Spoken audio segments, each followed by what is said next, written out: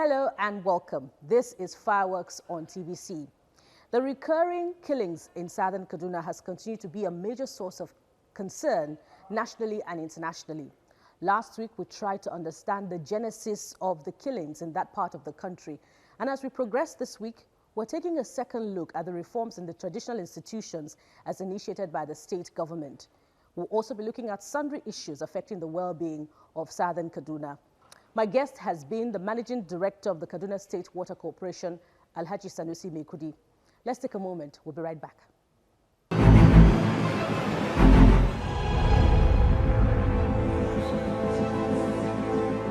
Alhaji Mekudi, Southern Kaduna's natives say Adara, precisely in Kasuwa Magani, is in present-day Kajuru local government, is where this crisis started, and they claim that the land belongs to them. How true is this? You see, this issue of land is a greed. There are some people are greedy and selfish. Land is basically nothing. Take it to me, take it from me. Believe me, land is nothing. It depends on the value you added to it. There are some local governments in Nigeria that are bigger than Lagos State. What is their GDP? What is the value extracted from the land? Some people are just thinking somehow, but objectively, land is practically nothing. With money, you can go to any part of the world and buy land and use it. So land should not be an issue. Nigeria has 82 million hectares. Only 1/3 is being cultivated. So why should we fight over land? Well, land in Nigeria Nigerians may take you up on your submission that land is nothing and that you can purchase land in any part of the country. Now, Alhaji, we are told that Laduga in Kachia local government originally belongs to southern Kaduna natives, and even the Laduga word itself is a Fulani word, and that government is automatically promoting an agenda of land grabbing and displacement of the natives. How do you respond to this? Thank you very much. You see, you are now coming home. Nigeria as a nation used to be one country with patriotic leaders who were visionaries, and they did their best for this country. During the national development plans, the first national, the second national development plan, the third national development plan, some of the super permanent secretaries that work under General Gawan, they conceived the idea of National Livestock Development Project. And they said, we are very lucky we have the Fulanis in Nigeria, that it is their culture to raise cattle, and we get the protein therefrom. So it is not, we should not leave it to the cultural thing, it should be modernized. So as part of the National Development Plan, under a Christian head of state, General Yakubu Gawan, the issue of cattle routes, the issue of grazing reserves, to modernize the cattle rearing, and to make it open to all those who wish to invest, that was how the idea came up. The head of state then was a Christian. So you cannot come and blame the current government of Kaduna State for political reasons. This was done several decades ago, and it was done in the best national interest of the country. The same way you have presidential initiative on cassava, presidential initiative on rice, presidential initiative on cotton, presidential initiative on groundnut, so that we can grow our agro-allied industry to stop over-relying on petroleum product. This is what happened. And people wake up today and they start reading meaning out of micro-nationalism. But wouldn't it be easy? Wouldn't it be easy for the people to read meanings into the action of the government, giving the tense atmosphere in southern Kaduna and the strongly held view of the people that government is promoting an agenda of dispossession?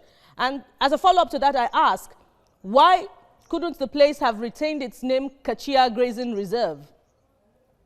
How did we come about the name Laduga? It's better to ask the government. I'm not the spokesman of government, but what I'm telling you is that the same way grazing reserve were created, there was NALDA, Nigerian Agricultural Land Development Agency.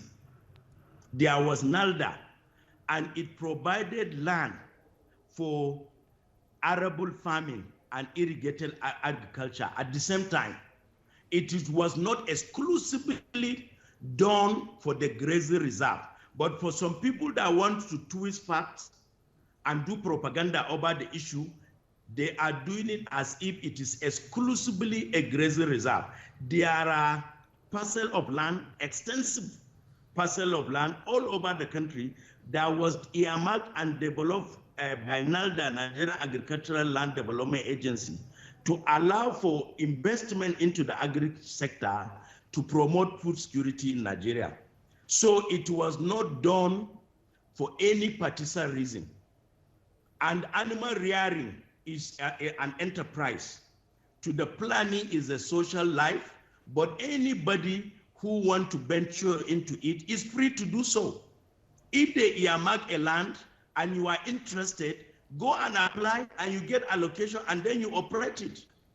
This was not done by any government yesterday in the last 20, 30 years.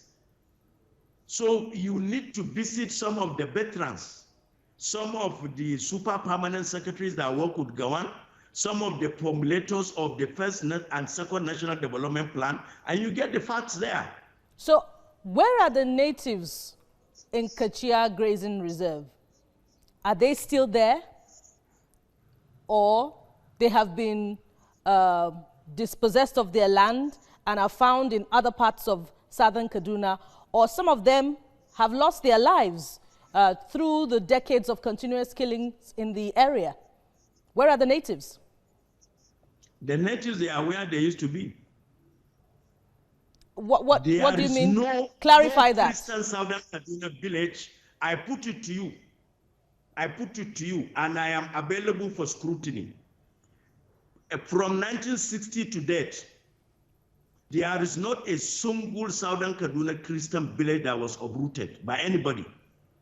Both colonial administration, both post-colonial, and even under democratic era. It's not true. There is not a single Christian Southern Kaduna village that has been uprooted for any reason. But you said at the beginning of this interview that Zango Nkataf, local government, was destroyed in the early 90s. It is the Hausa Zango Urban that was uprooted by the Christian Atiep community. So indeed, a particular village, urban, in your words, was uprooted. So it contradicts what you have now said, that no single village. Not a single Christian village was uprooted. But you can count 2 dozen, 3 dozen of Muslim villages obliterated from the face of the earth. You can count 3 dozens. You can count 3 dozens of Muslim villages that were uprooted, but you cannot show a single Christian village that has been uprooted and people are not back in their places. We'll leave you to the scrutiny of Southern Kaduna natives and Hausa Muslim settlers on that submission. We must take a break now. My guest today is Alhaji Sanusi Mekudi, the Managing Director of Kaduna State Water Corporation. Let's take a respite. When we return, we'll progress with the discussion. Stay with Fireworks.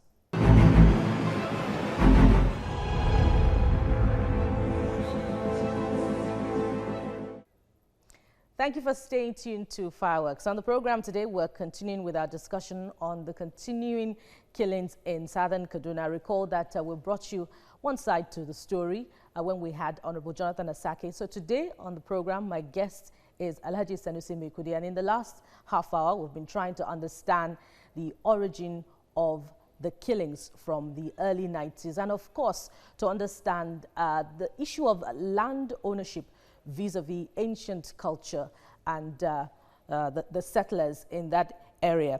Thank you for holding on, Alhaji. Thank you. The Agom Adara was killed in 2018. And 2 years down the line, the stool is vacant. Why? I'm not responsible for that. You should direct your question to the relevant people. I'm not in charge of appointing kings and chiefs.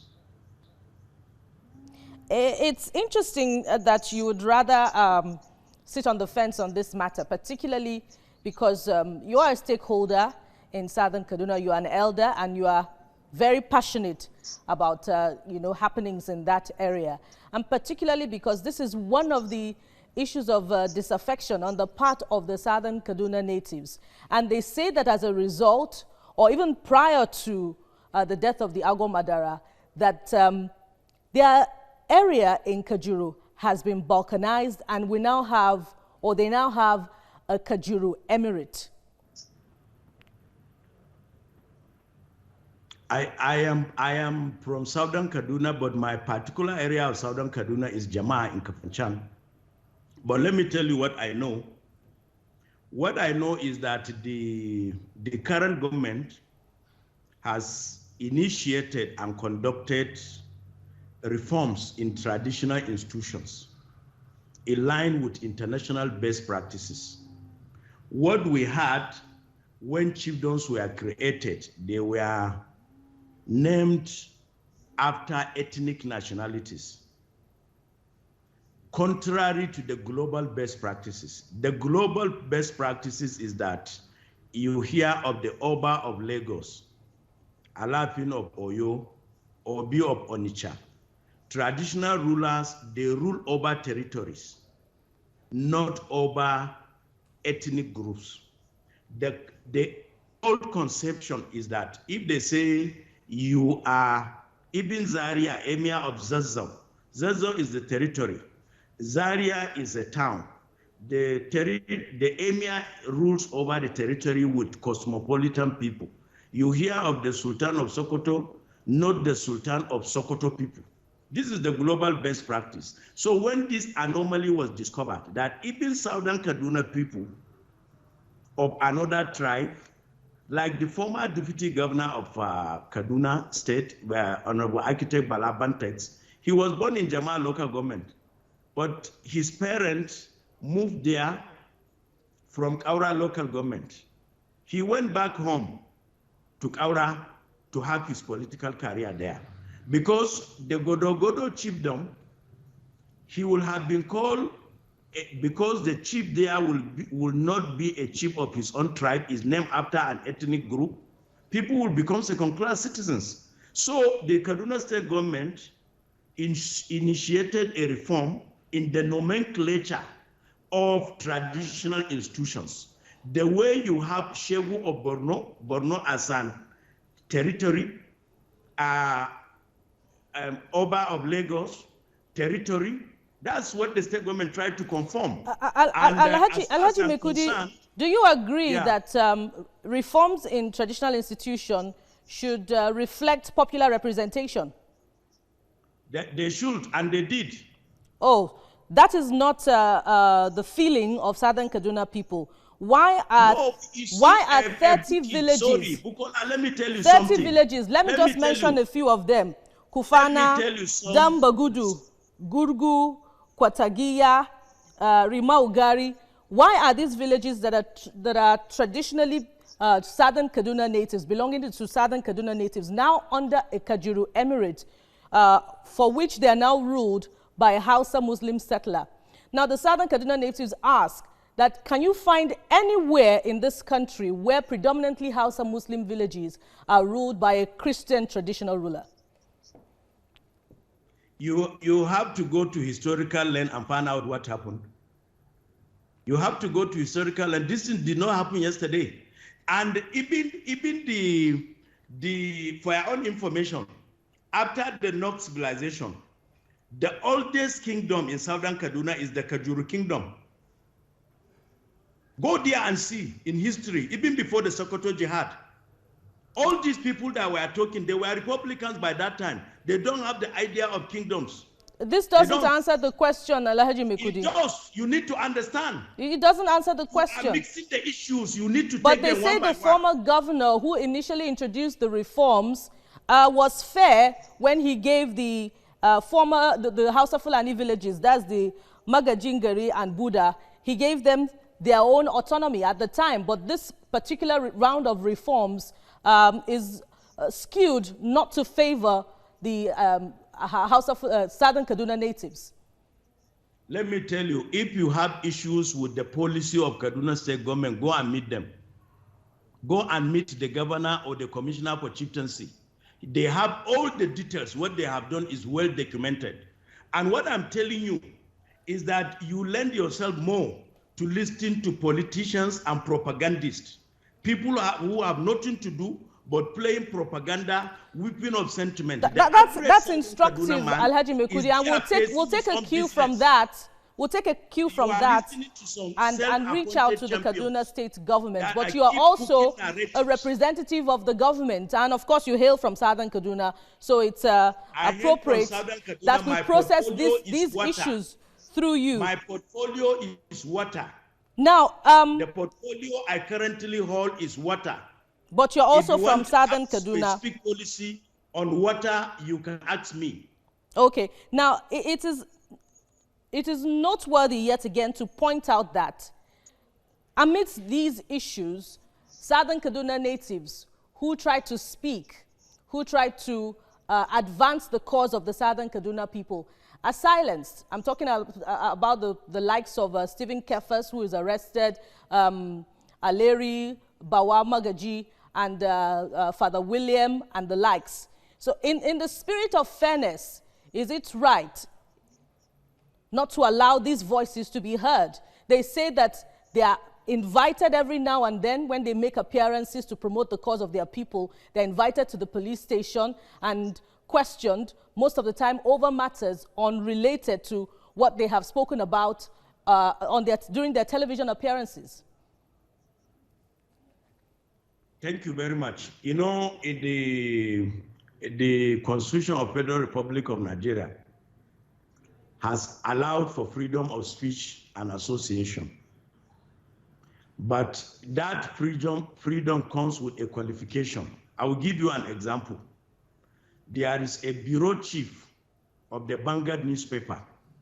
He wrote an article, and in one single article, 5 blatant lies were found out. One, he said Kaduna State College of Education has a student who was reading mass communication, level 300, and he comes from Jaban Kogo in Jaba local government, and that student was killed. A bureau chief of a Vanguard newspaper using his office to do 5 lies in one article. So the government now said, look, let's go to College of Education, Gidanwaya. Are you running course of mass communication? No, they say we only train teachers. We don't do mass comm. So one lie. Since there is no course, then they say that student that they say he was killed, is he a student? Check your record. Are you saying that these Southern Kaduna natives use whatever platforms they're giving to promote lies and discord? Let me land. They went to Jaba and Kogo and they found out that it is in Kachia local government, not in Jaba local government. So this guy that wrote an article in a major national daily, one single article with 5 blatant lies in an atmosphere of tension, what is the responsible government going to do to him? To clap for him and cheer him for building of tension? All those people that have issues to answer, they are before court of law. Let them defend themselves. If they are innocent, nothing will happen. But you cannot just, in the name of struggling for your people, go and spread falsehood. The net report, the consequences is that once that article is cited, that a student reading mass communication from a village that is wrongly located, the people, his own people will rise up a reprisal and they will kill innocent people on transit. What do you expect a responsible government to do? So are you saying that these names I have mentioned have used their platforms to promote discord and falsehood? Yes. That's what you're saying. That is it. That's what I'm saying. That's what you're saying. That's what I am irrevocably saying. Irrevocably saying. All right. Yes. You are left to be challenged on that as well. As we move forward and as we coast to Alhaji Mekudi, what do you, in your own estimation, is an enduring solution to the continuing killings in southern Kaduna? Thank you very much. We have to come back to our senses that there is one humanity. Tribe, religion, sectionalism, ideological persuasion, all these are secondary issues. First and foremost, we are one human family, and we are supposed to operate under rule of law. All human lives matter. We should be concerned if a Christian is killed as much as we should be concerned if a Muslim is killed, contrary to what we see now.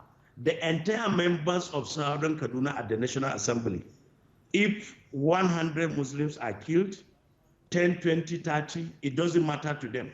They never raise a finger. But when it happens the other way around, that's why they find their voices. So if in Southern Kaduna we are saying there are different humanities, let people prove. So the first step to peace in Southern Kaduna is that we should accept common humanity. Common humanity without distinction. 2, all lives matter. 3, nobody should kill for whatever reason. If you have gross with anybody, take it to constituted authority. If somebody wronged you like we did, when our people were killed in 2011, we went to local courts. When we didn't get justice, we went to ECOWAS court. After 9 years, we got justice.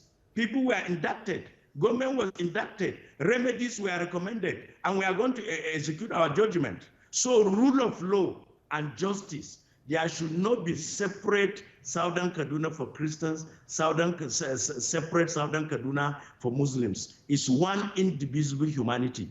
And the more we come to our senses and work together as brothers, the better it will be for us. The way things are going, Southern Kaduna is being destroyed. The economy is going down. Human Development Index is collapsing. Infrastructure are dilapidating. And people are suffering. You have a lot of IDPs on both sides. You have Muslim IDPs, you have Christian IDPs. It's a big humanitarian challenge that needs to be faced beyond the pages of newspapers and the rallies at the Unity Fountain. Like me, when I have IDPs by blood relation, more than 50 to cater for, I don't have time to go to do rally at the Unity Fountain. I go to look for what they can eat, how they can reconstruct their lives. This is the situation. That's a good way to end it, Alhaji Mekudi. All lives matter, and we hope that relevant authorities will look into it and, of course, come speedily to the rescue of IDPs on both sides, the southern Kaduna natives and the Muslim settlers. We thank you for your time and contribution on the program. We are not comfortable with the calling of settlers. We are indigenous like any other person. We'll leave we you. Nobody has any claim kit and kin in southern Kaduna to resolve that, Alhaji Mekudi. When the foundation of this country was being led by the British in 1960, 1900, colonial conquest, we were there. At independence, we were there. At amalgamation, we were there. Nobody in the context of Nigeria can call us settlers. We are equal citizens. We'll leave you to resolve that in southern Kaduna amongst yourselves. Thank you very much, Alhaji international best practices. Some of Thank you very much for being on the program. And that's our package for you on the show today. We thank you for watching. We promise we'll be here again same time next week with another edition. I am Bukola Samuel Wemimo. Bye for now.